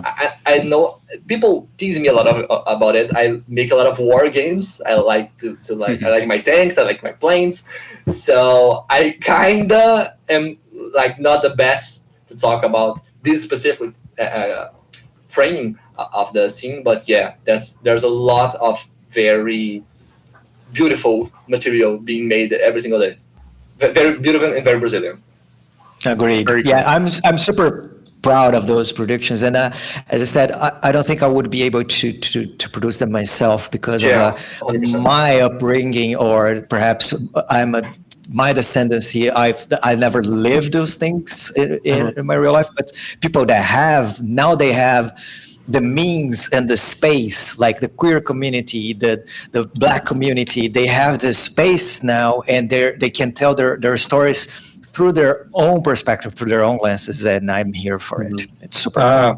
If I may add in, because I have a little bit of skin in the game, since I try to bring these themes into my games as well. So I think what we're following towards is the word decolonial, and I think a lot of it has to do with also this generation who's jumping into the scene or has been in the scene for a while, has finally been in education and in their overall perception of the world has finally been aware of these things. At least that was my case. My taste in literature has changed dramatically in the last 5-6 years, and made me realize how I wanted something that communicated a little more about the world. At least that kind of pushed me to the interest of understanding the world where I'm from. And I think a lot of that has to do just with the access to literature and studies and higher education and all that wasn't as much available 1 or 2 decades ago, or even more. And I think with this with this background now, people are feeling a little or a lot more comfortable to kind of like mush together their hobby with this political awareness, I guess, and try to address it in a way that it's coming out as this awesome products, really. Yeah. So, yeah. 100%. So let's see here. I got one more big question for you, and that involves someone who couldn't be here today, Diogo Nogueira, who is, for those who don't know, I understand he's kind of the father of the current Brazilian OSR scene, and also the new lead dev at White Wolf. He's moved to Stockholm to work, at Paradox Interactive there. He was invited to this show, couldn't make it today, wasn't feeling very well. So Diogo, we miss you. We wish you could be here. But Diogo's been around for a while working on stuff. It's why he got the White Wolf job. But how has his work, or has it affected yours or uplifted your work, is my question. May I? Please. I think besides being like a personal friend, like at least online friend with Diogo, because we lived in different places, but we talked a lot. And what Diogo represented for me, even before I decided to have a full-time career as an indie designer, is like an authorization. He showed me that it was possible to do that, right?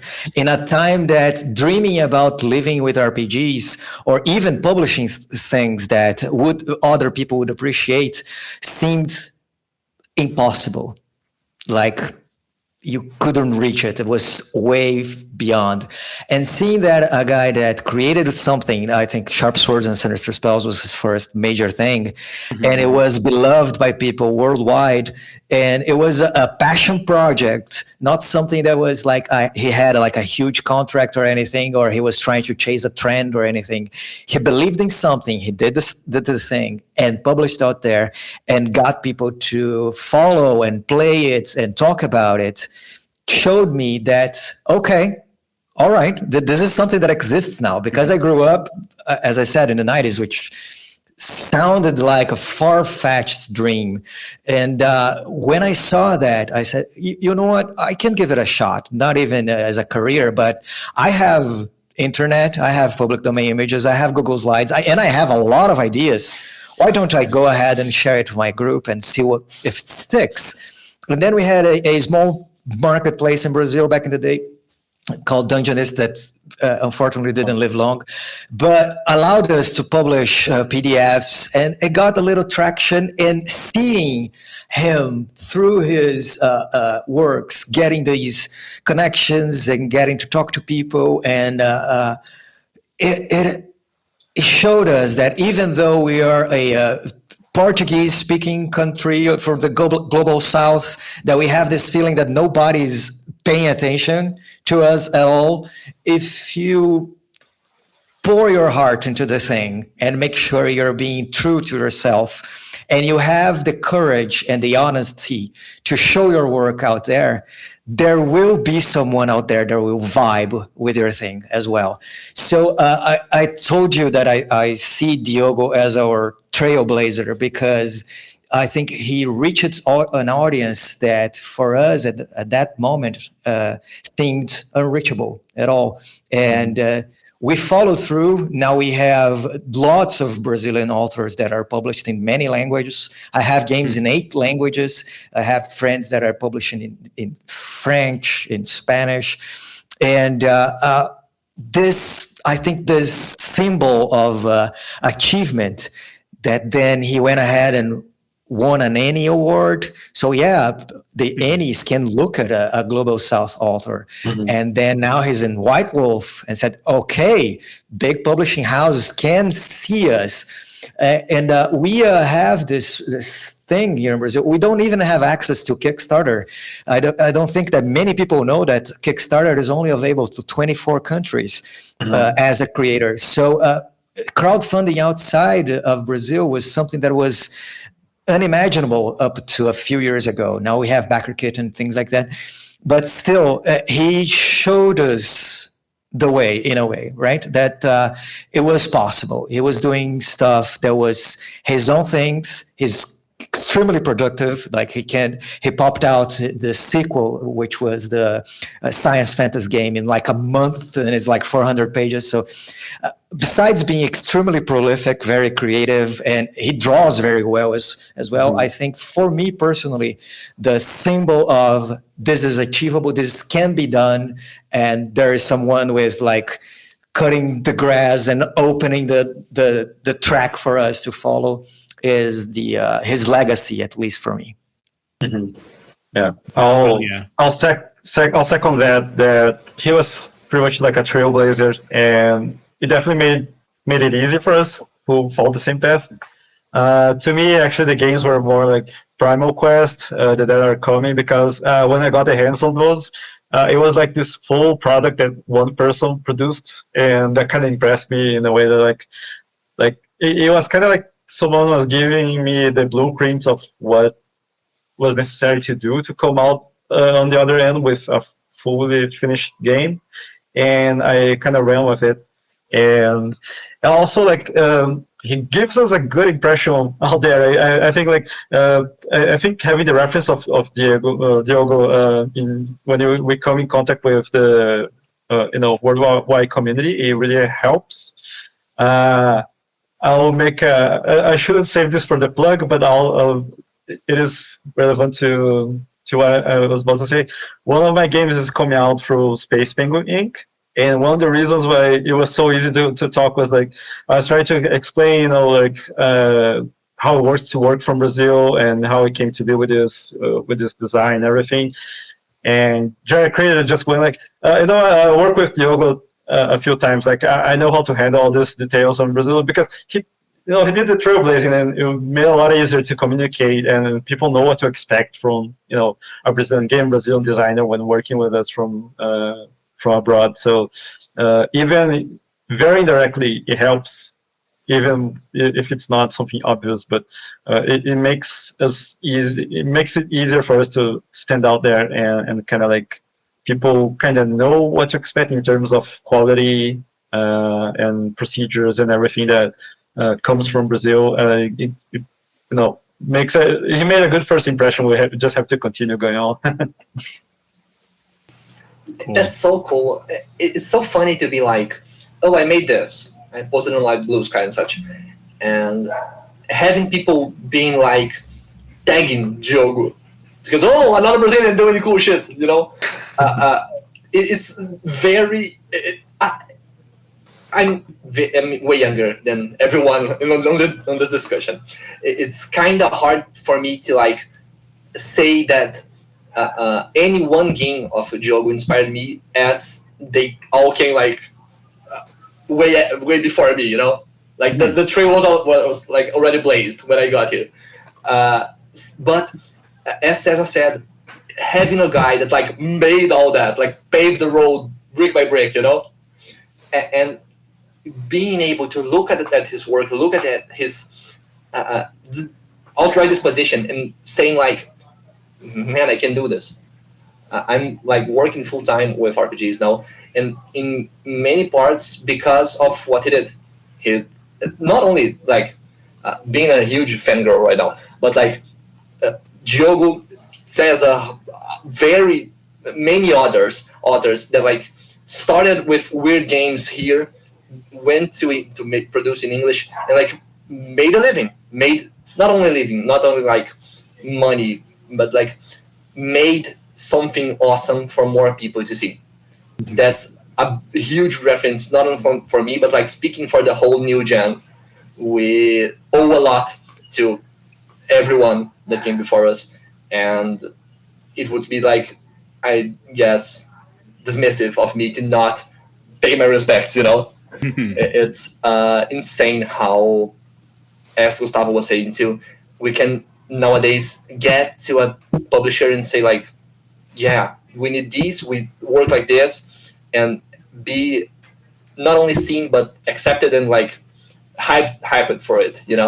It's a very, very cool feeling, and we wouldn't be I guess like even speaking here today if it wasn't for this kind of first push. Very true. And one thing that I think is worth mentioning, it's he's very transparent with his mental health issues and everything. Yeah.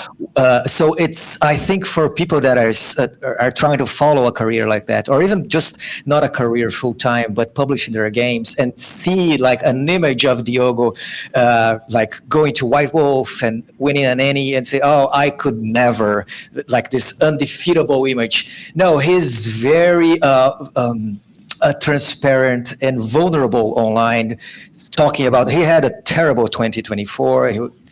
I'm comfortable saying this because he published this online for everyone to see, which I appreciate, because it breaks this image that, I have to have like everything in order in my life to be able to create fantastic things. But no, he was in a job that he hated. He was feeling depressed. He got a very late diagnosis with autism that, again, I'm comfortable talking because he does talk openly about that.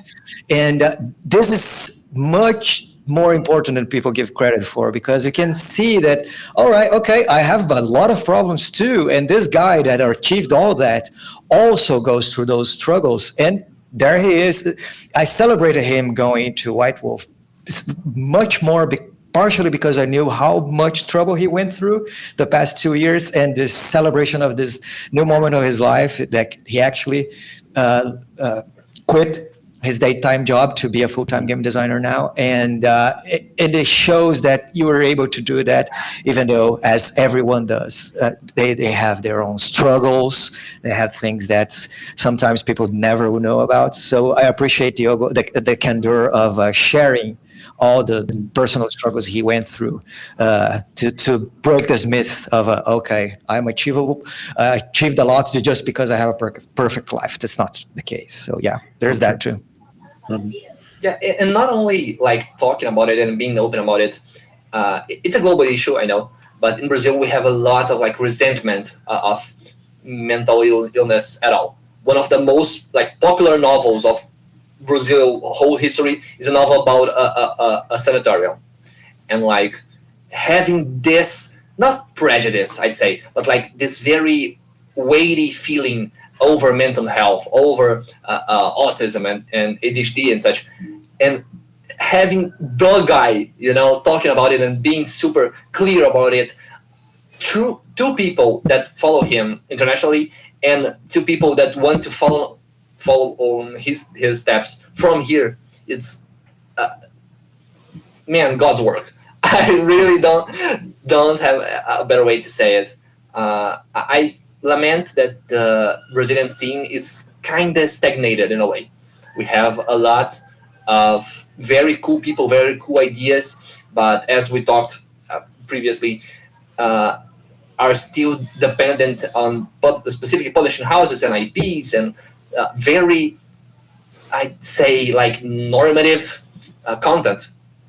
And having a guy this prolific, this successful, talking about taboo-ish issues is, surreal.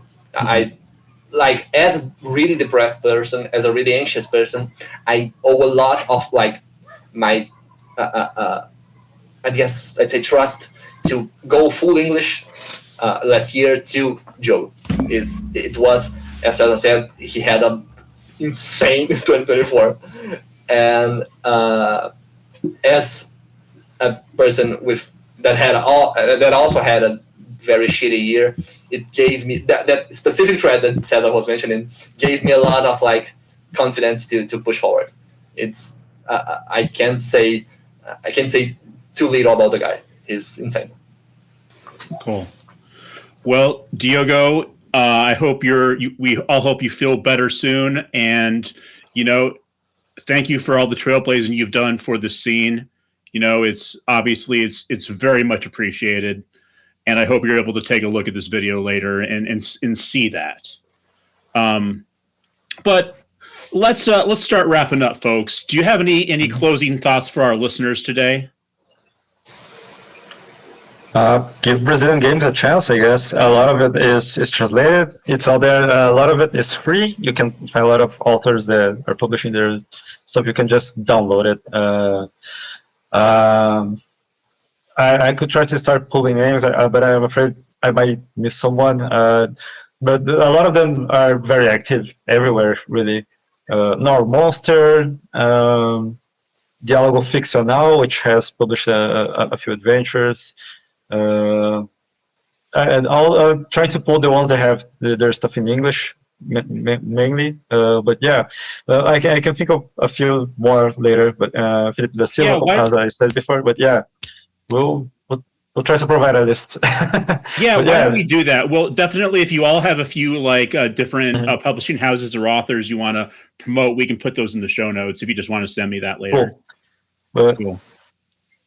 Yeah, it's all very accessible stuff. I know we say a lot here being very niche, I guess, but lots of weird stuff being made that's worth taking a look, really. Even if you're not intending to run it, it might be a cool idea that sparks some other idea for you, and allow this exchange to happen, I guess, is what I'm trying to say. Cool. One thing that I guess segues into what Gustavo said, and it's very I got this feedback selling my games in English and such, is that we as Brazilians tend to underprice a lot of our work. Like $5 is generally like a week's feed for me out here.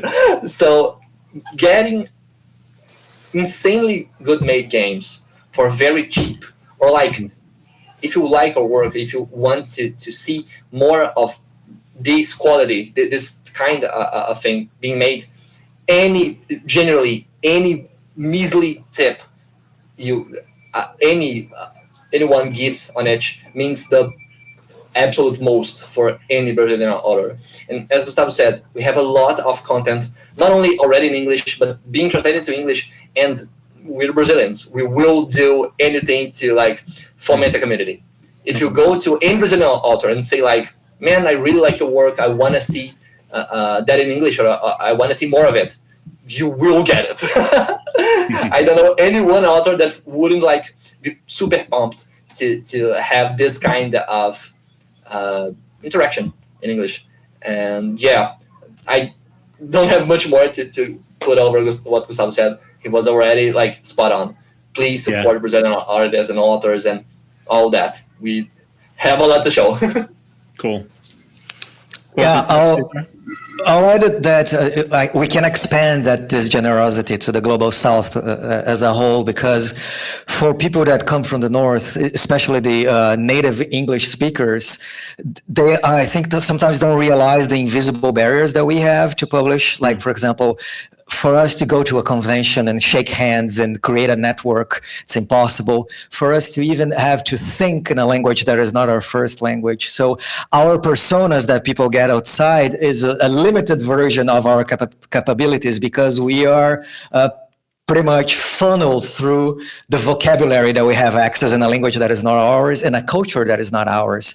But we offer, with those limitations, those constraints, a unique perspective. So when you have, Global North person listening to this, when you have the chance to shout out a game from someone from the Global South, please do that. As Talia said, that can make a difference from getting groceries for a whole week. I recently shared on bluesky that a 30-second mention of one of my games, deep into 13 minutes of a YouTube video, got a spike on my sales that was enough for me to buy groceries for a whole week. So you don't understand the amount of impact you have in our lives by sharing our stuff and giving us a chance.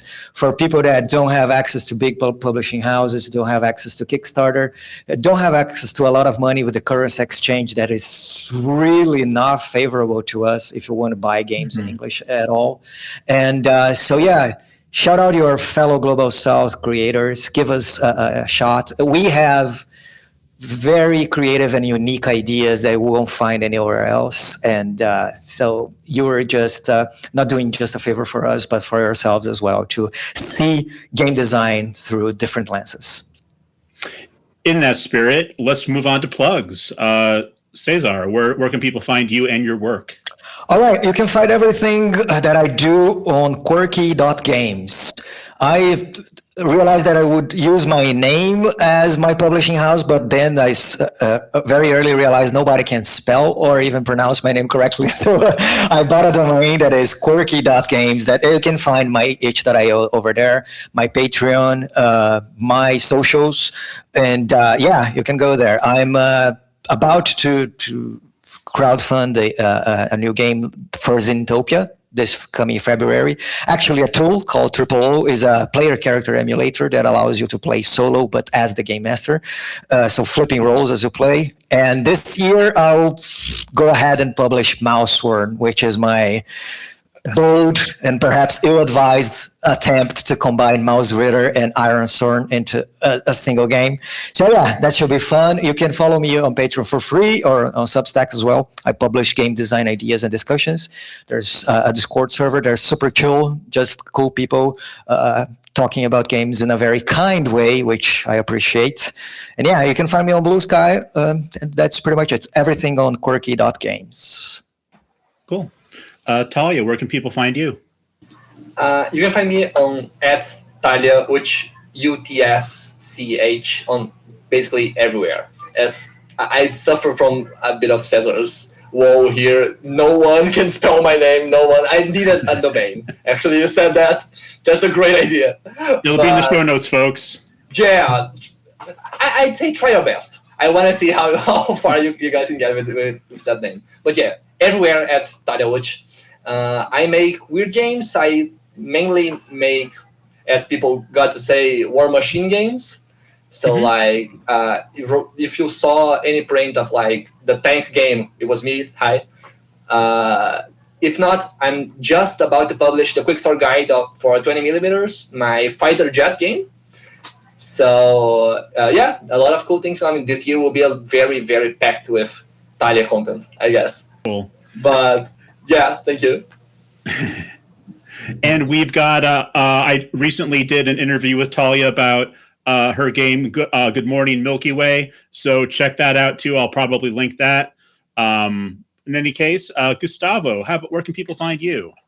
Yeah, first, just wanted to give a quick shout out to Chupalabras, who put us in contact. Awesome designer from Mexico, currently living in Brazil. Now, about my work, Foletto, as it's my last name here, .itch.io. It's pretty much my nickname on bluesky, and also like the link to find my games. I have Dungeons of Galora coming out soon by Space Penguin Inc. It's my solo RPG with pre-Columbian themes, I guess. And that will be out probably by April or so. You'll probably find in any hobby shop in the global north. And yeah, I have a few Mouse Rider adventures, and I'll be publishing a few more NSR related adventures that you can check out. I'm also an illustrator. I draw as well, and I'm illustrating a project called Mac Reader. It was part of Mouse Reader Month. It's written and designed by Kel Prince Bass and Kayla Dice, and it's mice piloting Macs. Like, what can't you not love about it? And I'll be doing all the internal art. It's like sticker based, so it's very kid friendly. You can like put stickers to build your Mac and so on. So cool. Yeah, keep an eye out for that. Cool. All right. Heck yeah. Yeah. Hell yeah, indeed. That's so cute. All right. Well, I want to thank all three of you, Cezar, Gustavo, Talia. Thank you for spending so much time with me today, for lending your time to tell us all about the TTRPG scene in Brazil. It's been very illuminating. A lot of good stuff revealed, and a lot of good threads to pull on if for anybody who wants to find some new RPGs out there. So, and for you, the listener, thank you for tuning in to another episode of Around the Table. If you're seeing this on Spotify, please like and comment. If you're seeing it on YouTube, please like, comment, and subscribe. Really encourages me to keep these going, to keep these panels with interesting people and interesting topics going. So, from me and my guests, ciao. Ciao. Ciao.